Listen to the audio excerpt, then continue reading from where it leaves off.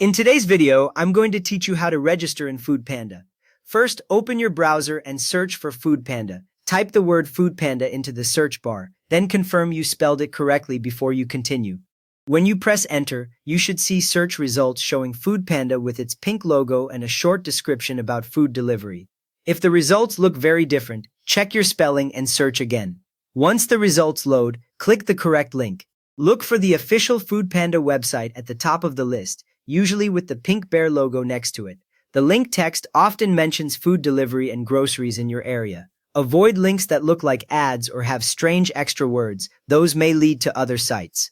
After you click, the foodpanda homepage will open in a new page or tab. Now, on the foodpanda homepage, click Sign Up for Free Delivery. This button usually appears near the top of the page, often in a banner offering free delivery on your first order.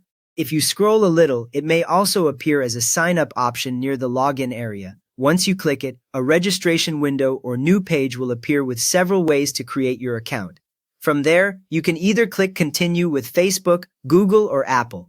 Other options include signing up with just your email address. Choose the method you are most comfortable using. If you pick Facebook, Google, or Apple, a small window may ask for permission to share your basic profile details with foodpanda.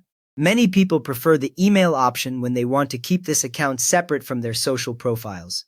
If you decide on signing up with email, provide your email address, then click Continue. Type it carefully, since any typo means you will not receive the verification code.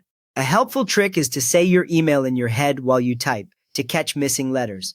After you press Continue, the page will update and show a message that a code has been sent to that email address. Next, a verification code will be sent. Open it and verify.